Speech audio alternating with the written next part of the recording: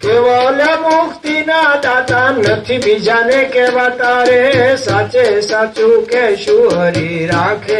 આ તો નિષ્કુળાન સ્વામી લખી ગયા કે આવા સાચા મળે ને ભાઈ તો જ કલ્યાણની આશા, નહીતર આપણે કદાચ સુખી થઈએ. બળતો જળતો આત્મા સંત સરોવર જાય, સત્સંગ રૂપી લહેરમાં તરત ટાઢો થાય. તિન તાપ કી જાલ જરો પ્રાણી કોઈ આવે, તાકુ શીતલ તરત કરત તુરત દિલ દાહ મિટાવે. કઈ કઈ સુંદર બેન રેન અજ્ઞાન નિકાસે, પ્રગટ હોત પહેચાન જ્ઞાન ઓર ભાनु પ્રકાશે. વૈરાગ તાગ રાજત વિમલ, ભવ દુઃખ કાટત સંત को, કહે બ્રહ્મ મુનિ આ જગત में સંગ અનુપમ સંત को.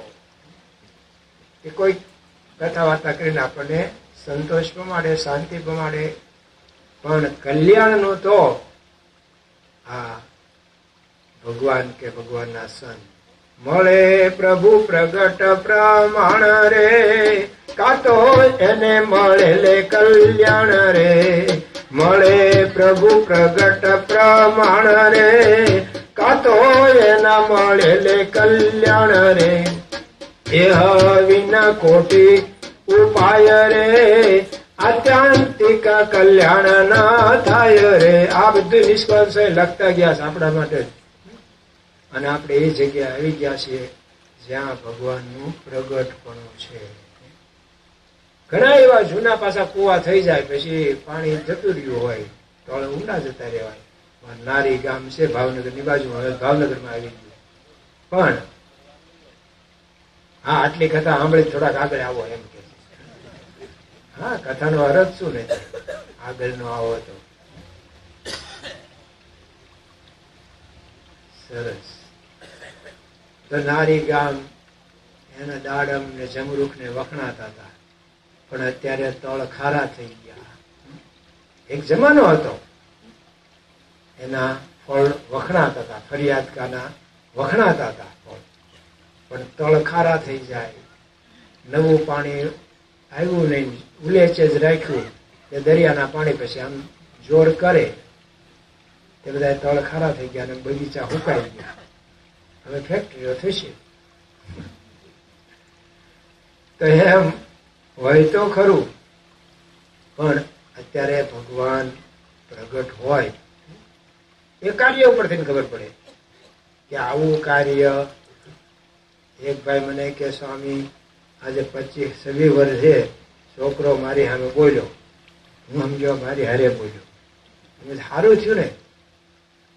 બાકી અત્યારે નવી પેઢી જૂની પેઢી ભેગા બેસતા નથી, બોલતા નથી, બધાનું જુદું જુદું ખેંચે છે. સારું જ થશે તમારું. મને કે સાંભળો તો ખરા, પણ સારું થાય એવું નથી બોલ્યો. કેમ? શું બોલ્યો? મને કે બાપા હવે અમારે નોખા થવું છે, અમારા કુટુંબનું સારું થવાનું. પાછા હેઠું જોઈને શું બોલે, પણ સ્વામી કે અમારો દીકરો ન બોલ્યો હોય, અમારે બીજું બોલ્યા હોય. જે કવિ કાગે લખ્યું, બીજો આવીને કોક બોલે બાવાજીમાં, બીજો આવીને કોક બોલે. બોલે સંચો સતયુગનો ખોખુયા જુગનો, ખોલણ હારા ખોલે હો.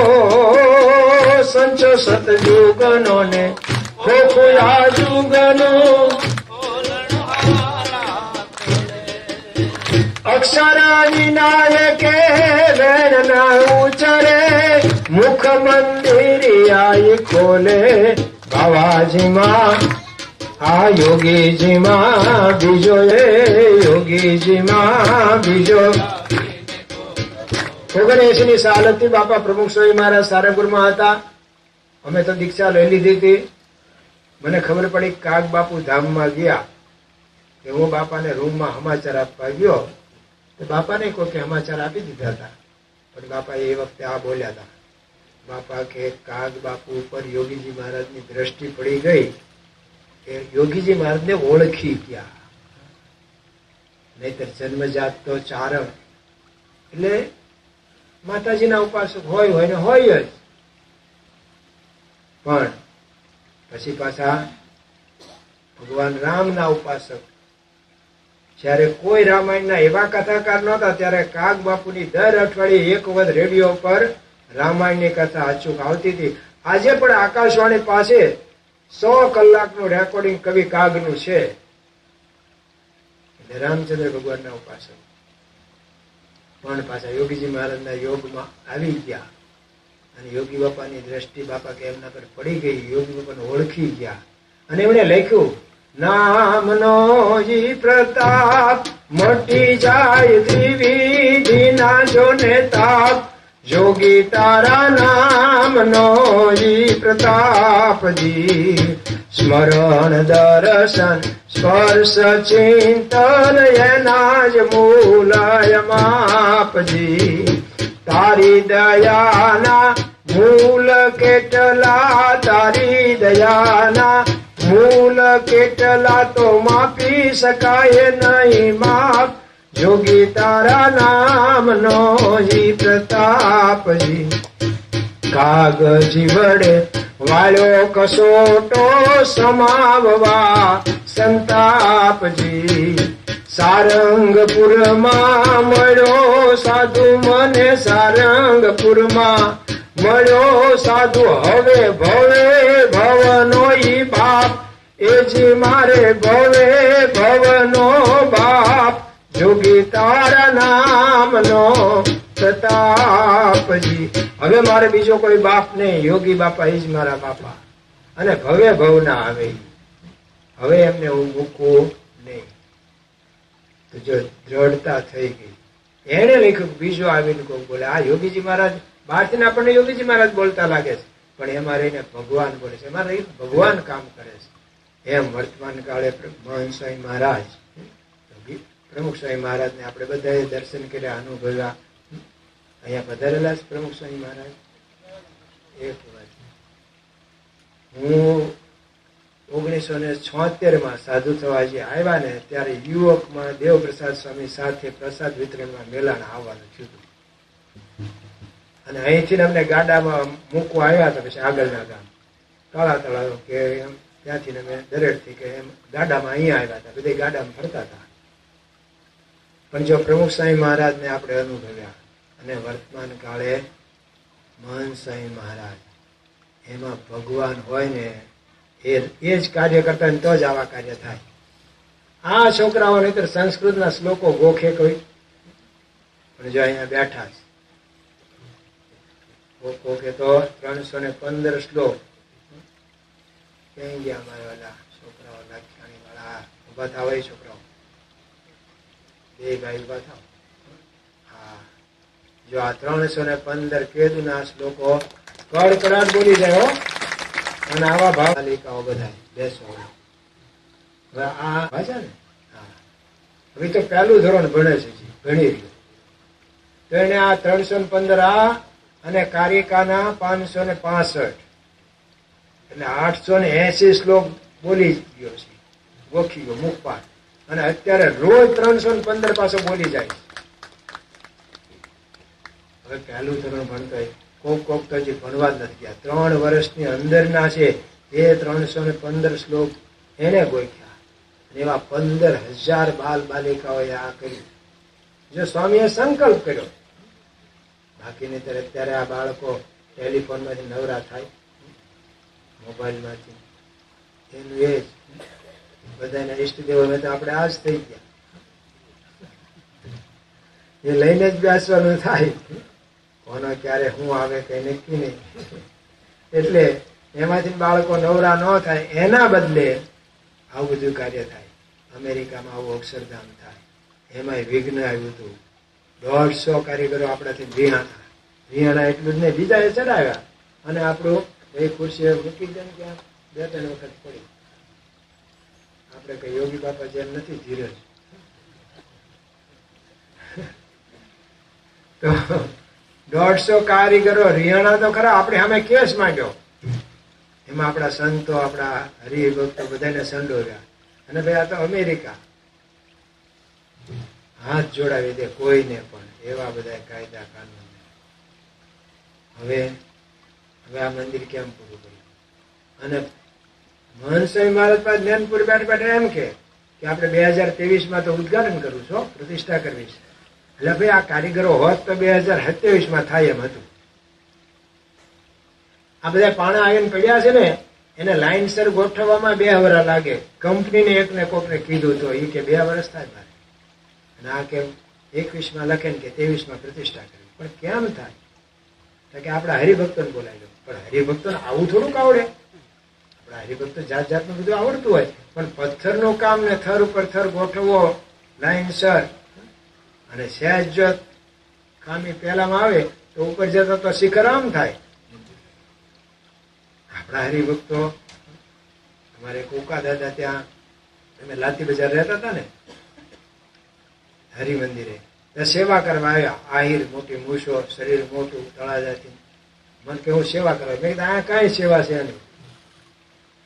મેં જીભ કસરીશ, બાધા રાખી મહિનાની સેવા કરવી. એ સેવા કરવા પછી મેં કીધું સારું, તમે છે ને દરવાજે બાકડો છે ને ત્યાં બેહો, ક્યારેક ક્યારેક કોકના ચપ્પલ જાય છે તો તમને આમ જોઈશે ને એટલે કોઈ આવશે જ નહીં. બેસાયા. 2 દી પછી મને ત્યાં સામે જ મારી નાની એવી રસોડામાં ઓફિસ ત્યાં મળવા. મને કે તમારા ઓલા જૂના ચશ્મા પડ્યા વાંસવાના? કેમ? મારે જોઈએ. તમારા જ છે ને? મને કે એ હું આમ બાકડે બેઠો હતો ને મને આવી ગયું જોલું, ચશ્મા બાજુ મૂક્યા કોક લઈ ગયું, ચોકીદાર ના ચશ્મા. આપણા હરિભગત ને આવડે બધું કે એવું પથ્થરનું કામ? અને સ્વામીએ કીધું ને 12,500 હરિભક્તો ભાઈ ભાઈ બાળકો સહિત બધા જોડાઈ ગયા સેવામાં વારાફરતી, અને કર્યું. અને 23 પ્રતિષ્ઠા કરી દીધી. અને હમણાં એ કેસ પાછો ખેંચાઈ ગયો અને કીધું તમે નિર્દોષ છો, આ કોઈ ખોટી રીતે તમારા ઉપર કેસ કર્યો હતો, બધું જતું રહ્યું. એ વખતે એમ જ હતું સ્વામી આવી જ નહીં શકે. કાયદા એવા જ ત્યાંના, આપણી જેમ નથી. બહુ કડક કાયદા. આપણે કાયદા છે પણ કડક ચા નહીં. એ બધા કપ રકેબી ધોઈને પાછા બનાવી દીધી હોય ચા, એવી ચા આપણી. એટલે એવા કાયદા પાલન આપણું એવું થાય, બધી ચાલે. ત્યાં ના ચાલે તો એ બન્યું. ત્યાંથી પાછું એમણે એમ કીધું કે અબુધાબી મંદિર. અબુધાબીમાં તો મુસ્લિમ દેશ. 2016 અમે અમેરિકા હતા કોટરેજ બાપા સાથે, બાપા ધામમાં ગયા. તમારે આવવું હતું તો જે ફ્લાઇટ મળે એ લેવાની હતી, જે એરલાઇન્સ મળે. અમે પેલા એટલાન્ટા આવ્યા. એટલું સારું છે કે એ વખતે સદગુરુ સંતના મંડળમાં અમે હતા ને, એટલે અમારે પ્રાઇવેટ પ્લેન નાનું એ ફરવામાં સાથે જ આપ્યું હતું. અને ડ્રાઈવર એટલે પાયલોટ એ ઘરનો જ યુવક, એટલે ટેક્સીની જેમ જ ફરતા હતા. તરત જ ખબર પડ્યા એટલે એટલાન્ટા આવ્યા.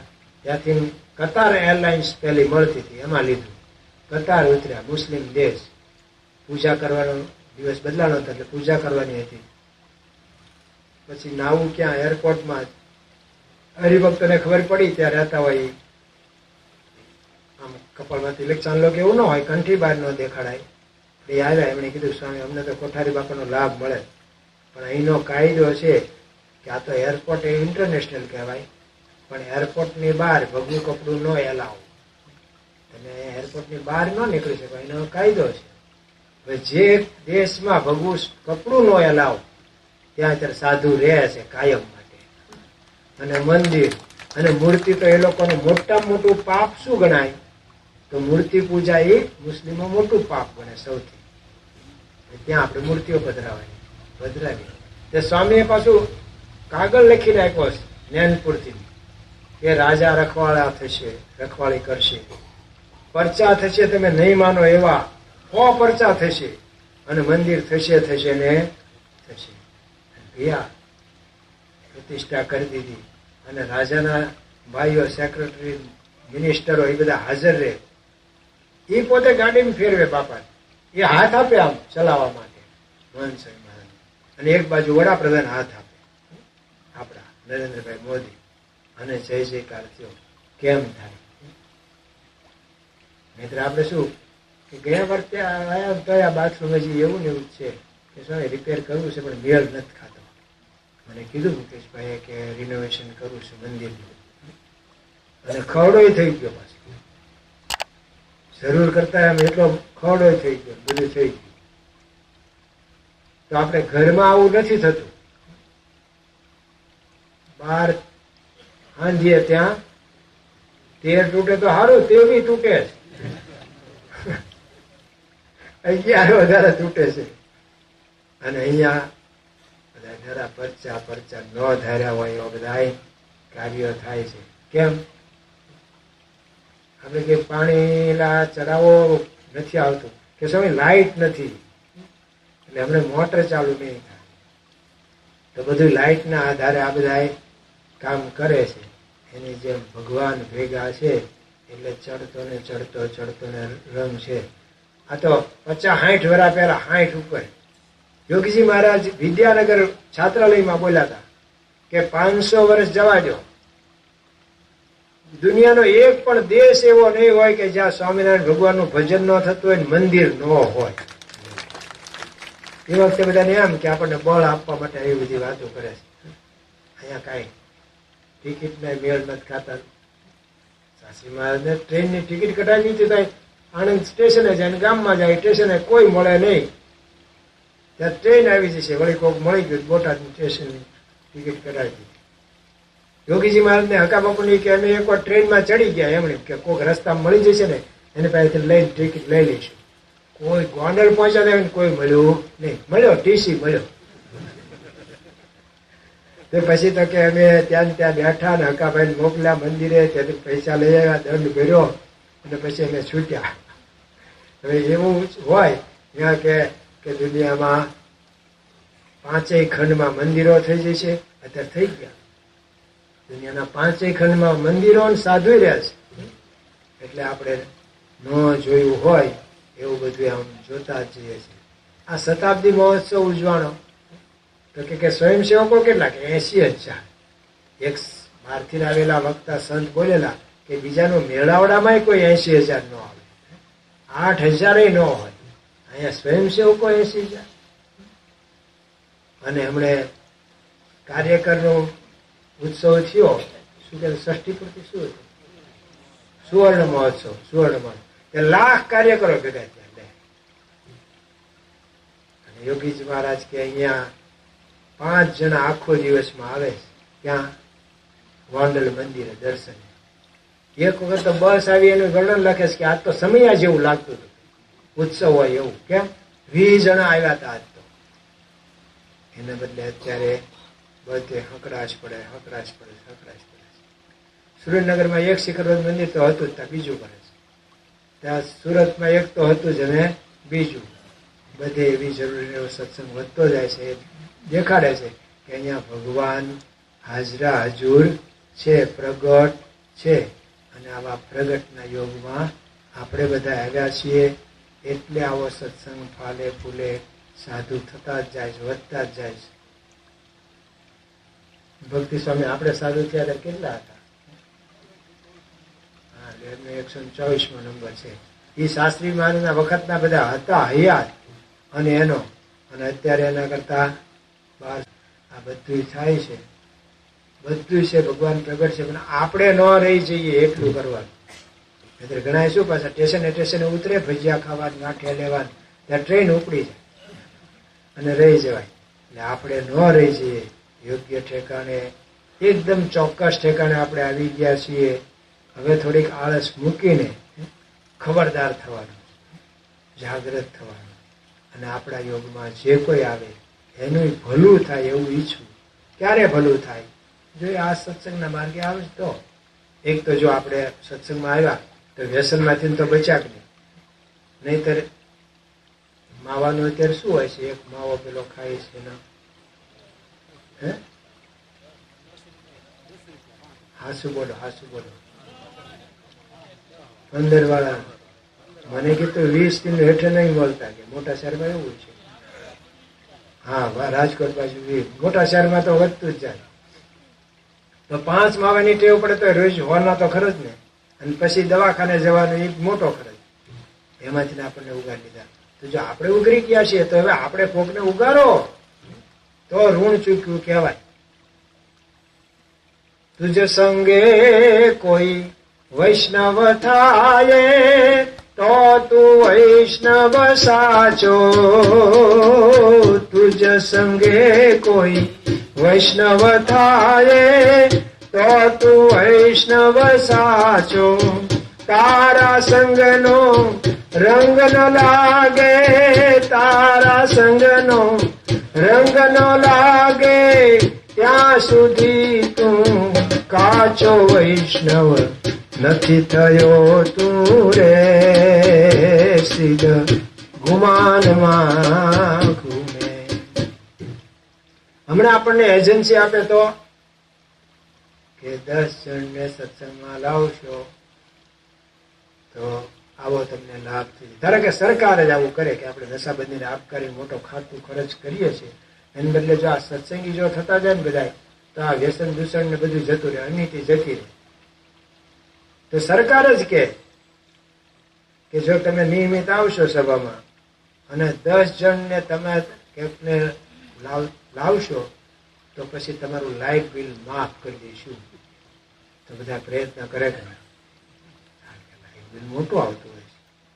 એક ગામમાં મેં આવું કીધું ને તે કોઈને આમ મજા ન આવી. મેં કાર્યકરને પૂછ્યું, મેં કીધું આ કઈ સમજ્યા?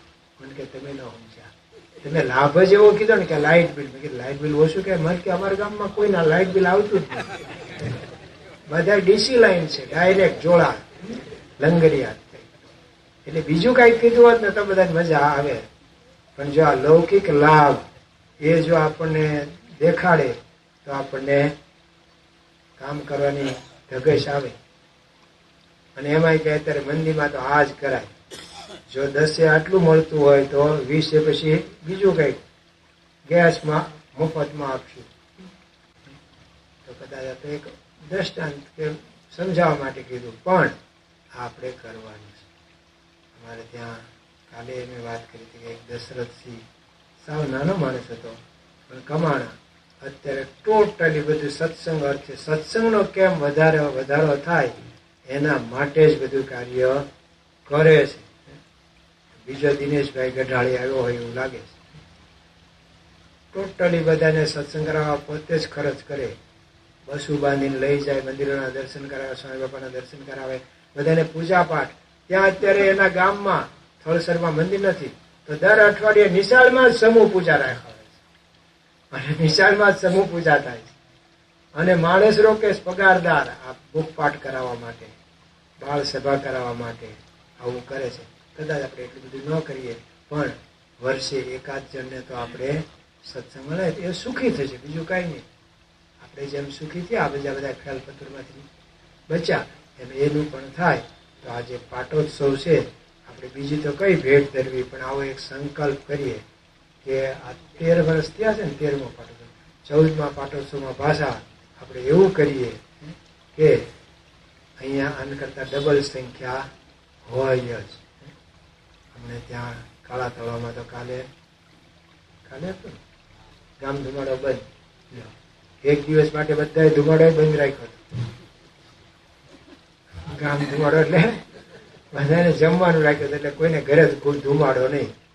પણ મારા ટીકાણી સાહેબ પરમ દિવસે અમારે બુધેલમાં હતો પાટોત્સવ. એમને કીધું તમે થોડીક વાત કરો. એક જ વાત કરી, ગામમાં કોઈ જગ્યાએ માવો કોઈ ન ખાતું હોય, વ્યસન ન હોય એવું કરવું છે.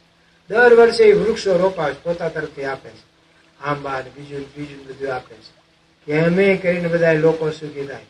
એમણે જ એમના ગામમાં દવાખાનું બનાવડાયું, ટ્રસ્ટ બનાવીને, એમનું જ મોટું યોગદાન છે. તો એ કરે છે. ગામમાં એમણે જ મંદિર બાંધી દીધું. તો આવું બધા ભલે તમે ત્યાં રહ્યો છો સુરત ને બધે ભાવનગર, સુરત વાળા કેટલા સાધુ છો કરે ભાઈ, સુરત જે રહેતા હોય સરસ ઘણા, તો તમારે ત્યાં પણ કરવાનું, પણ અહીંનું ધ્યાન રાખવાનું.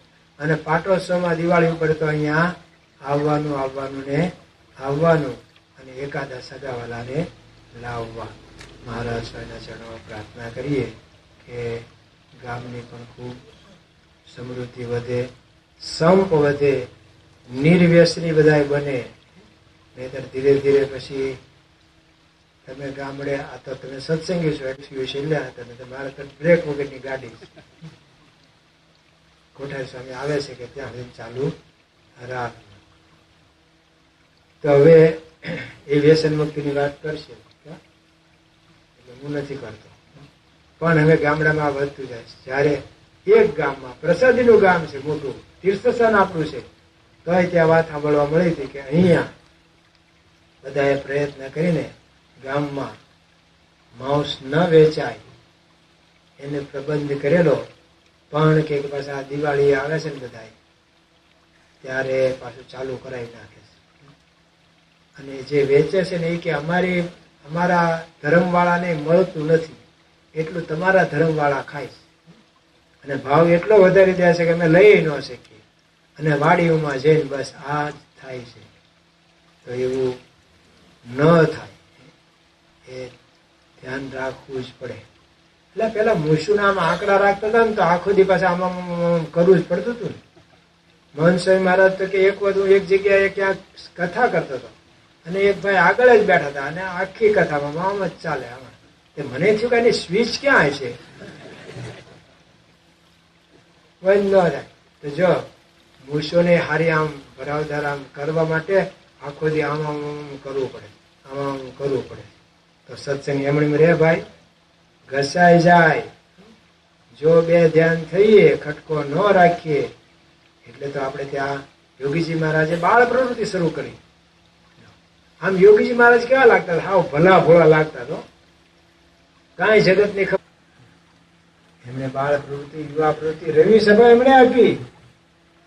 આખા હિન્દુ સંપ્રદાયમાં કોઈને આઈડિયા ન આવ્યો કે રવિવારે બધા ભેગા થઈને સત્સંગ કરે. એટલે તો કાક બાપુએ લખ્યું કે સાદો રે સોઈનો છે ગુઢો ગામઠી, સાદો રે સોઈ. ઘડીક તાળી પડો ને, ફ્રી થાવ. હા, સાદો રે સોઈ પંડિત પોથા, પંડિત પોથા એને પડે છે પાય રે સોરઠ નો સૂરજ, અજવાળા આપે છે ભારત ભોમને, અજવાળા આપે છે ભારત ભોમને.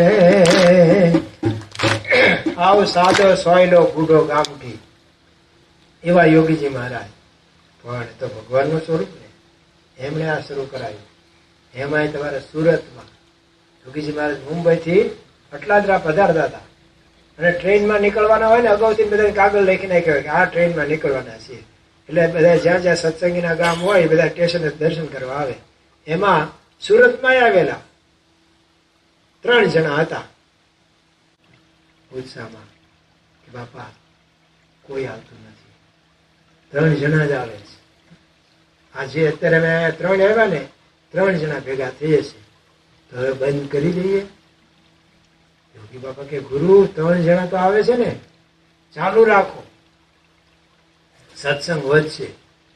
અને બધાએ શ્રદ્ધા રાખી. તો આખા સ્વામિનારાયણ સંપ્રદાયમાં સૌથી જનસંખ્યા જો સ્વામિનારાયણ ભગવાનના અનુયાયીની હોય ને તો સુરતમાં છે. આખી દુનિયામાં એટલા કોઈ નથી, એટલે ત્યાં વધી ગયું. પણ એ યોગીજી મહારાજ, એમની શ્રદ્ધા, બધાને ટપાલ લખ્યા જ કરે. એ વખતે આ બધું બીજું કઈ હતું ને, ગામો ગામ એ વખતે 70-80 મંડળ હતા બધા થઈને આખા સંપ્રદાયમાં. એ બધાને ટપાલ લખ્યા જ કરે, લખ્યા જ કરે. અને યોગી બાપાનું ખાતું એવું ને પાછું કે ઓલું એડ્રેસ લખવાનું ખાનું હોય ને, એ બધું પાછું લખે સૂચનાઓ. આમ તો ત્યાં લખાય નહીં તો એ શું દંડ થાય. પણ પોસ્ટ વાળા જાણી ગયા હતા કે આ યોગીજી મહારાજની ટપાલ જવા દો, એ દંડ નહોતા કરતા. એમ કરી કરી અને એમણે આ સત્સંગ વધાર્યો. અને આપણને રવિવારની સત્સંગ સભાનો આગ્રહ રાખીને હેવાયા કર્યા. માનો કે રવિવારની સત્સંગ સભા બંધ થઈ જાય, શું રે બાકી? કાંઈ ન રહે. એવું જ અમેરિકામાં 3 જણા જ થતા હતો, અને 3 મેં દર્શન કરેલા છે. ડોક્ટર કેસી પટેલ, પછી ભગુભાઈ હોબોકોન વાળા અને કુંજ શાહ, એ 3 દર્શન કરેલા છે. 3 જણા ભેગા થતા હતા, ટેબલ પરથી ખુરશીઓ રાખી અને દીવો કરીને સભા કરતા. યોગીજી મહારાજે કીધું તમે સભા કરજો, સત્સંગ વધશે. એમને કેટલો ટાઈમ 3 જણા રહ્યા. અને ત્યારે કેટલા શિખરબદ્ધ મંદિરો અમેરિકામાં થઈ ગયા. અને હરિમંદિરો, એ તો આ મંદિર થતું હતું ને એટલે ખાલી રાખ્યા. અમે ગયા હતા ને 2016માં 75 સેન્ટરમાં તો અમે સભા કરી અને હવા જેટલા તો મંદિરો એ વખતે થઈ ગયા હતા. હવે છુટ્ટી મળી, આ મંદિર મોટું થઈ ગયું ને એટલે શું બધું પ્રવાહ ત્યાં વાળ્યો હતો બધાનો ભંડોળ. પણ હવે જોજો વધશે અમેરિકામાં. એ બધાનું કારણ કોણ? સત્સંગ, રડી સભા, કથા, વાર્તા. એ થાય તો જ તાજું રહે. જેમ રજકાનો ઉનાળે પાણી તમે મૂકો, 3 દિવસે પાવું પડતું હતું ને, 4થા દિવસે લંઘાઈ જાય. પછી પાણી ક્યાં પહોંચ્યું તમને ખબર પડે. જ્યાં જ્યાં પાણી પહોંચે ને ત્યાં પાછા સોડા આમ થયા હોય. તો તમને એમની ખબર પડતી હતી કે અડધો ક્યારો, પોણો ક્યારો ભરાણો, ક્યાં એને પાણી મળ્યું એટલે આમ પાછા ઊંચા થઈ જાય છોડ. એમ જો કથા વાર્તાનો યોગ ન રહે, સત્સંગનો યોગ ન રહે, આવા સમૂહનો યોગ ન રહે ને, તો આપણો ધર્મ રહે નહીં. એકલા ન રહે હો, ધીરે ધીરે ઘસાઈ જાય બધું. પછી એમ થાય કોણ જોવે છે, ચાલે છે, એમ કરતા કરતા પછી બધું કેટલું ચાલે. કોઈ બંધાણી મેં એવો નથી જોયો કે સીધો 25 બીડીનો બંધાણી પહેલા દિવસથી થયો હોય. પહેલા તો છોકરાઓ ઠૂઠાથી શરૂઆત કરતા હતા. ઓકે, પીન નાખી દીધા હોય મોટા એ ઠૂઠા ખાનગીમાં અખતરા કરતા હતા. બોલેલા નાકમાંથી કાઢતા હોય ને ધુમાડા, ત્યાં ટ્રાય કરે. પછી ઉધરે ચડે ત્યારે ખબર પડે કે આને ટ્રાય કરી લાગે છે. પણ જો ઠૂઠા થઈને પછી ધીરે ધીરે ધીરે જોડી, 2 જોડીના બંધાણી થઈ જાય. એમ ભલે આમ અત્યારે નાનો સત્સંગ કોઈ લાગે અથવા તો આપણને કઈ ન ફેરફાર લાગે, પણ આ જરૂરી છે કે બગડતા તો નથી આપણે, નહીતર બગાડ થતા વાર લાગશે નહીં. बैठिए न चाहता किजन कुसंग संग कायर के संग सुर भागे भागे.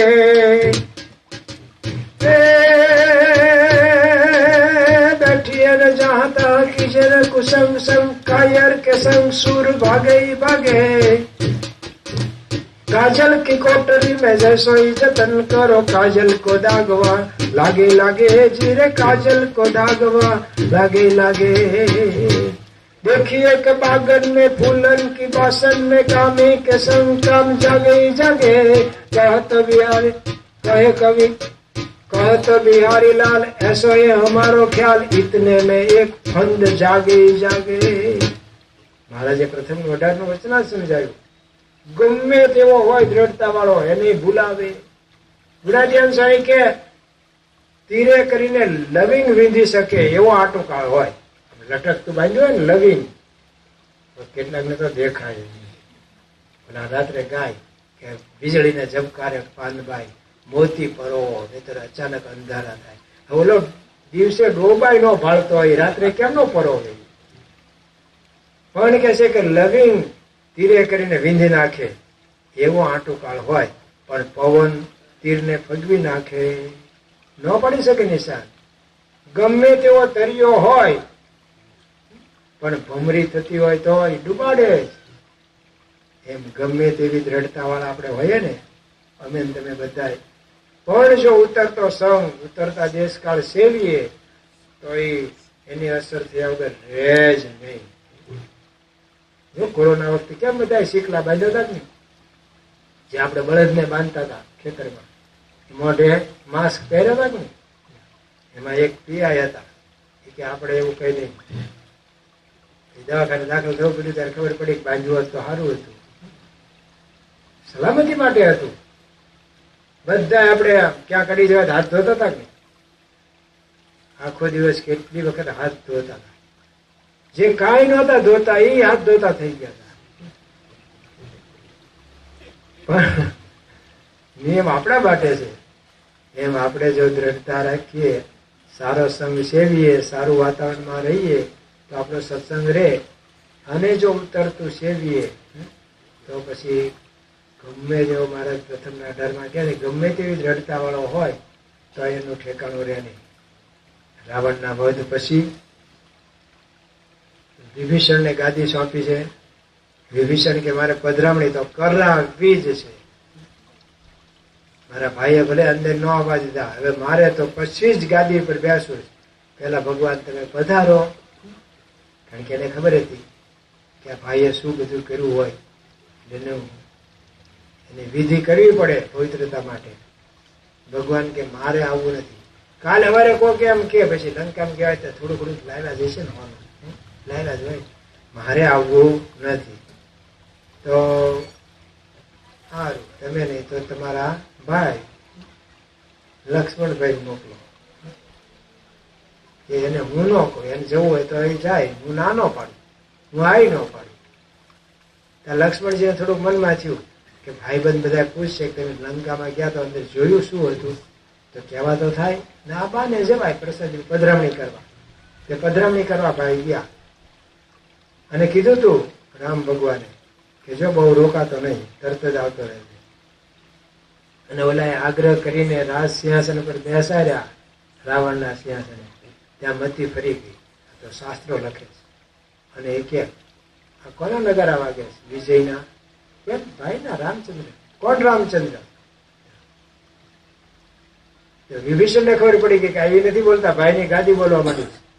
જેમ ઉંદરડે દારૂ પીધો મસ્તાનો થઈ ઢોલેજી, મગરૂરી માં અંગ મરોડે ને જેમ તેમ મુખથી બોલેજી, મનમાં જાણે મોજ સરીખો રસિયો નહીં કોઈ રાગીજી, બહાર બેઠી હતી બિલાડી લેતા વાર ન લાગીજી.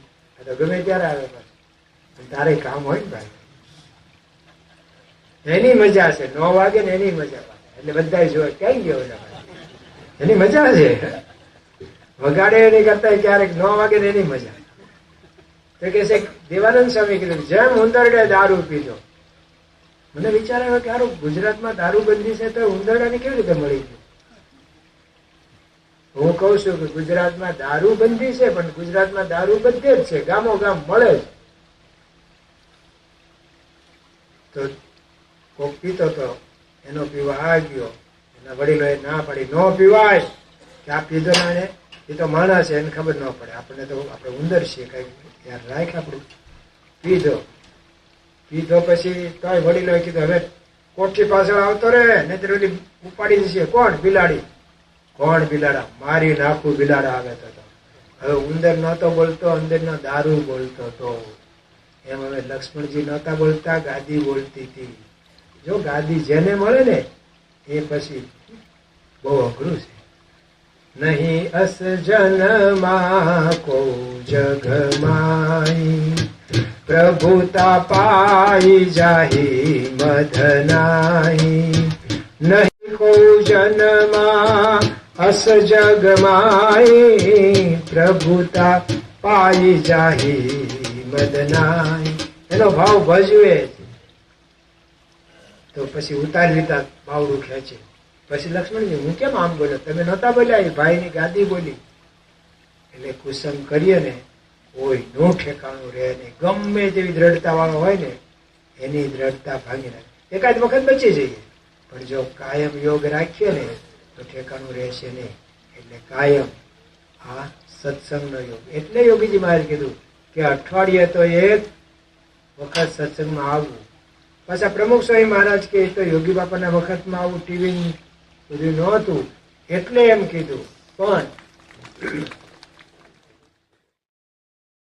ઘરે પણ અઠવાડિયામાં 2 વખત ઘર સભા કરો. જો ઘર સભા આપી છે પ્રમુખ સ્વામી મહારાજ, એમનો આઈડિયા છે. પછી ભલે બધાએ વધાવી લીધું, એનો આપણને સારું આનંદ છે કે બધા એને વધાવી લીધી અને બધા હવે ઘર સભાનું કરે છે.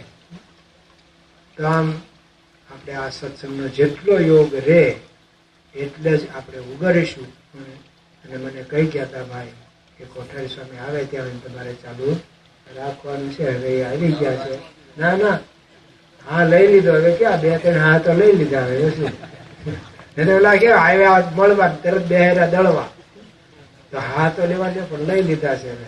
અને આમ થાય 12:15 થયા છે. આ ક્યાર ના બધા બેઠા છે. આ તો ઘડીક તાળી પડાવું છું બધું કરું છું ને એટલે બધા જાગે છે. નહીં તો અત્યારે ઝોકા ખાતા હોય. પણ ગુણાદેવ સ્વામીની વાતમાં લખ્યું છે કે ચાલુ કથામાં કોઈ ઊંઘે ને તો એને ઘોઘા બાપાનો દેહ બીજો આવે. હા, ફેરું બનવાનું છે. અને પડખે વાળો જો જગાડે નહીં તો બદારી થાય, વગાડે પછી. એટલે આપણે કોઈ ઊંઘતા નથી. ગ્રહસ્થ હરિભક્ત હોય અનુયાયી હોય એમના યોગદાનથી ચાલે છે.